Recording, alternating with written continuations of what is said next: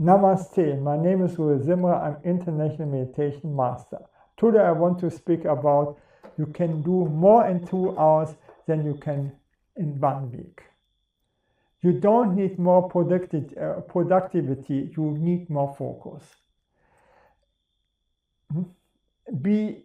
By definition, cleaning your house is productive, but who cares if you're being productive on the wrong things?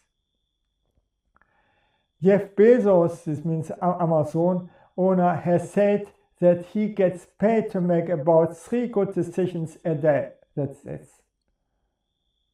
He simply knows what matters and ignores everything else.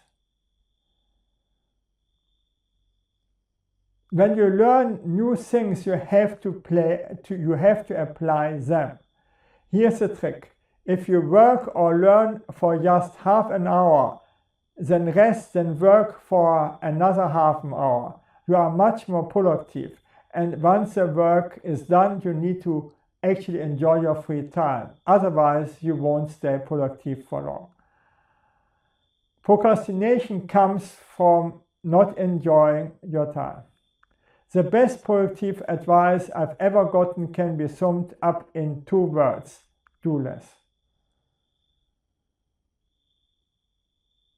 So I heard here on Twitter or on X, a woman very beautiful. She had thought that she had dated the most busy person she ever had met, and he was perfect in communication, and he communicated everything to all the stuff, blah blah blah, and so on.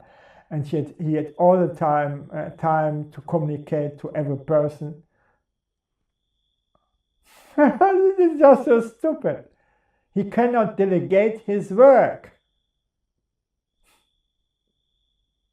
I focus on my work, and the communication I give to other people.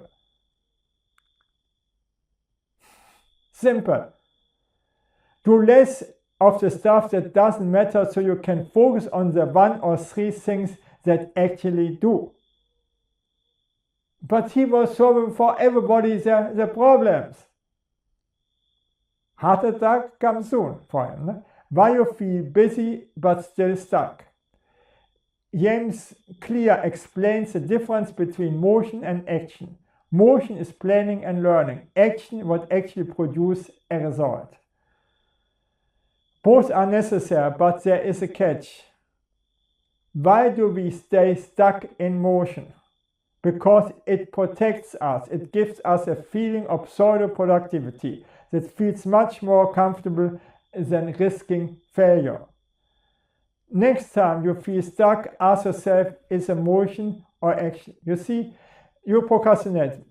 I do it also. And then I see, okay, I can today clean my car, I can do this and this and this. And for this procrastination good. No, because I would not do it. But then I do the things what I doesn't like to do, because I procrastinate things that are more inconvenient for myself. Sounds familiar? Less time, more output. When we set a clear deadline, we stop procrastinating. And after working, we also need to set aside time to enjoy ourselves. Otherwise, our inner child will rebel and will procrastinate even more. That is crucial. You are not unproductive because you don't have enough time. You are unproductive because you have too much of it. Pay attention to when you feel most productive and creative. Everyone has a 2 or 3 hour window each day when they are roughly 3 times sharper than at any other time. Also, I'm productive in the morning. But then I'm making my yoga and all the other things, and when I have to do the important things, I do them in the morning and the yoga afterwards. You cannot make the workouts and all the other things in the morning when you have to do something important, also for me, because in the morning is my best time. Find your window and protect it. What if you get interrupted? Here's a simple rule to become 4 times more productive. If something takes less than 2 minutes, do it now. Wash the dish, reply to the text, pay the bill, confirm the plans. Every small task you put off adds invisible weight to your brain. By 2 p.m. you are mentally exhausted without having done anything that really matters. I enjoy doing the small things because it gives my unconscious mind space to work out the bigger solution, just for relaxation. No? And then I get the ideas. No?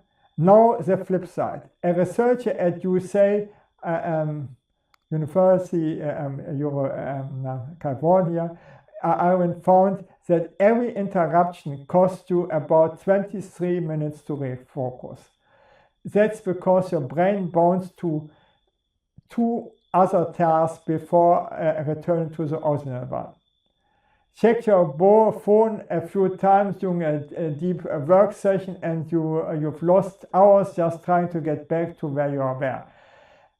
I do the opposite. I do easy things in between that makes me relax. And then I follow straight my goal. As a pause, as a break. You see? So run your errands and on one day instead of 3. Check email twice a day instead of all day. And do what I do, film all my videos on the same day to save over an hour of setup time per session. Group the small stuff and protect the deep stuff. How to be creative? Be empty first. If you're not feeling creative, brainstorm until you are empty. I never force myself to be creative under pressure. It never works. I feel most creative in the morning and at night. In the morning my mind is fresh and empty. At night I let myself think through all the random stupid stuff and by the end I feel empty again. Also I let me stupid, ne? I let me crazy thinking. Ne? Here's one liner to beat your inner perfectionism into submission. Done is better than perfect because perfect never gets done. Do the hard thing first. When you tackle the hardest tasks first, every else feels easy. The rest of the day could be chaos and it wouldn't bother me because the thing that actually matters is already done. And if I can't figure out the hard thing, I do the easy thing instead. While I'm busy with the small stuff, my unconscious mind keeps working on the bigger challenge. So you have to switch all the time what is better in this moment. And I said, easy things, let my mind work on the hard problem and then the hard problem is solved.